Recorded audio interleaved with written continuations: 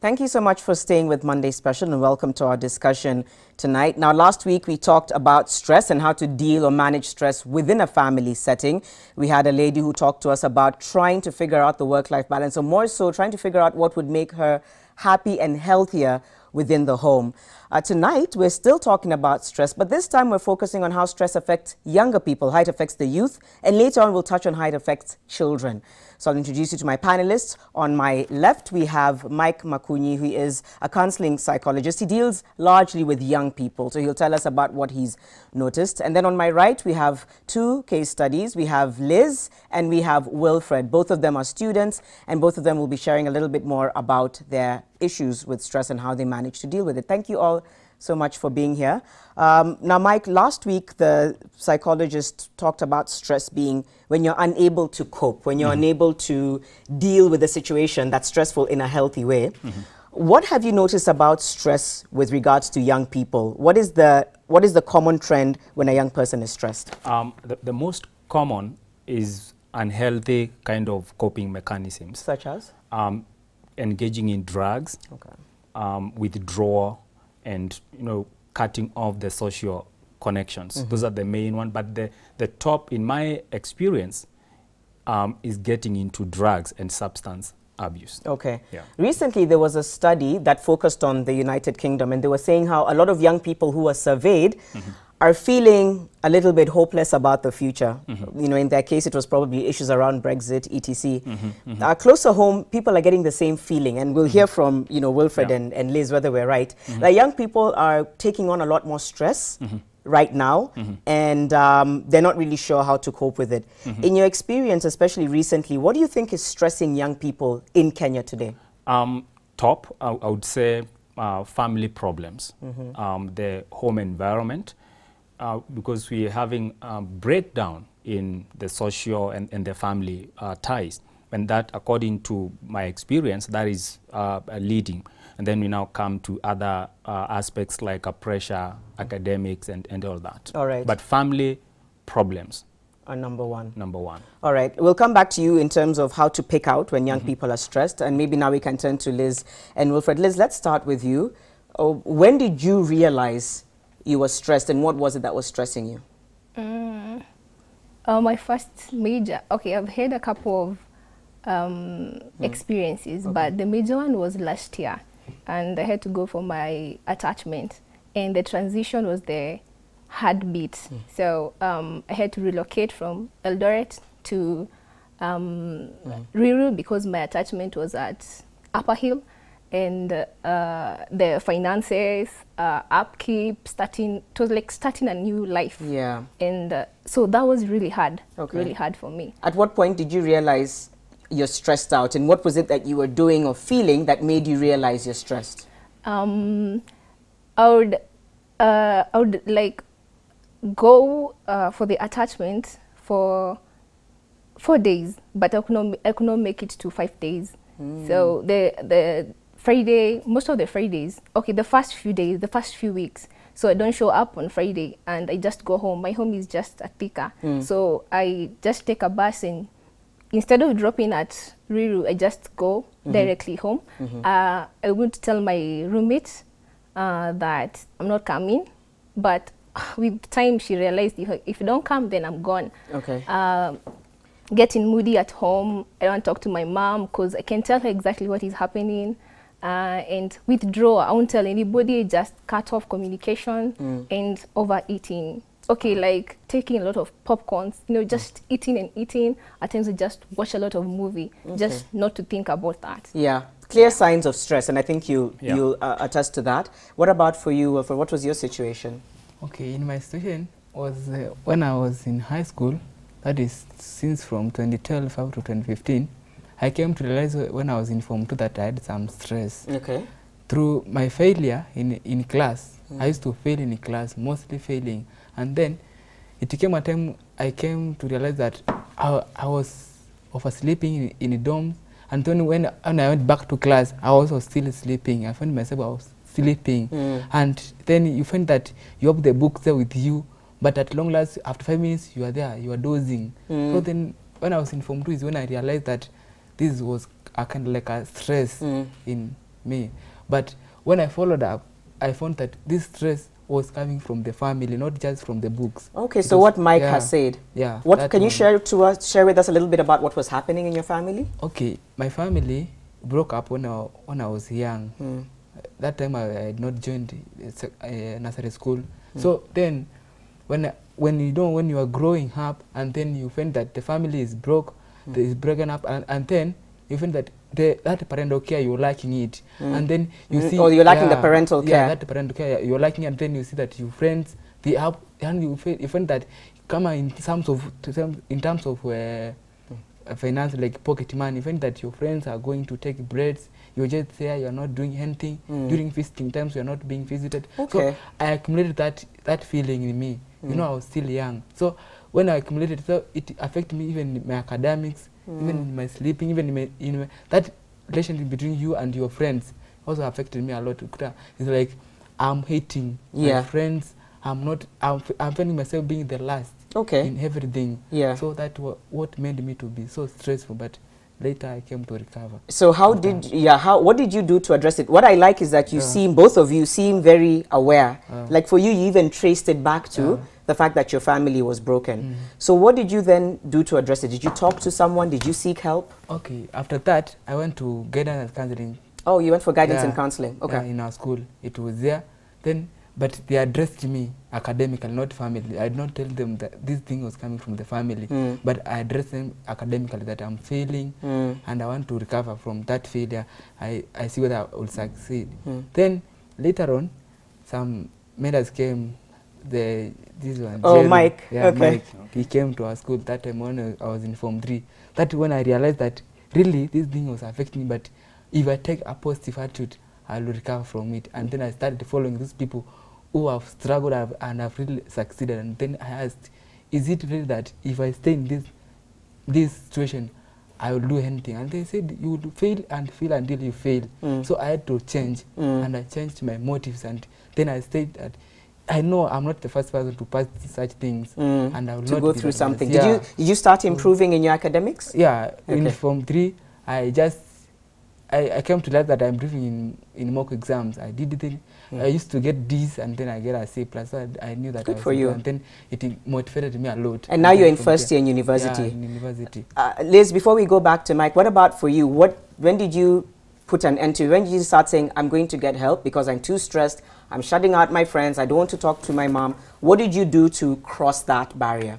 For me, the first thing, I had the privilege of having a weekly kind of counseling session.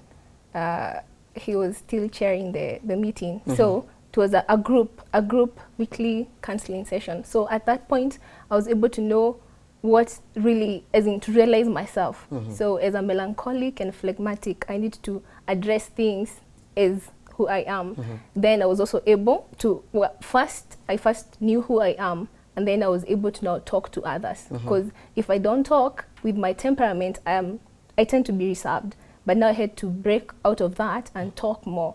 So I talked to somebody understanding, so I learned to talk a lot. Okay, that's good. Do you still get stressed, both of you? Do you still get times when you're stressed out, or have you managed to get to a point where if a situation is coming slightly to stress you, you just cut it right there? Well, for me, they're stressful situations. But I have to say that how it used to affect me earlier, it's not how it affects me now. The same for you. How it affects you then isn't now. It's interesting that both of them, like you said, it's family. So what is it about families that are affecting young people? Is it that they're not stable? Is it that they're not supporting young people? Is it that they're pressuring young people? What is it about the family scenario that's stressing young people? The society is changing. Yeah. And change brings pressure, and people will handle it differently. Now, if the parents are under pressure, they are not able to do what they're supposed to do, because like stress, it kind of impairs even your judgment and how you look at things. So when the most important unit, which is the family, is dysfunctional, that can be transmitted, especially to the children. And what happens is, if they are not aware of how to handle this, then they have the negative ways of coping. Yeah. And if you have a strong family and things are really okay, then that becomes kind of, it helps you cope. It's more like it prevents you from going all the way to unhealthy maybe ways of coping. Or coping. Yeah. I still want to come back to you for the signs and solutions, but for the two of you, what can you say is really stressing young people in Kenya? You know, you've talked about family, you talked about transitions, really from student to now being this grown up and you have to take on responsibilities. What else would you say is very stressful when you talk to your peers, when you look around you? What is it that stresses young people today? I think transition, it's a major thing. Finances, so employment, because everybody wants to be stable, everybody wants to be all grown up. You don't want to keep on relying on your parents. At campus, you also want to, you know, go out, and that requires a lot of money. So I think finances is a little bit at the center point. What Yeah. about social media? How much does social media stress young people, and has it ever affected any of you? Wilfred? To me, social media have not affected me a lot, and I can say, before I came out of the high school, I was not relying most on social media because I was at that level, that low level. So, and before I came up to social media, I found myself already knowing what I'm doing. Okay, so, you were already yeah. more aware of, and so Liz has talked about transitions stressing young people. But what else can you say stresses young people?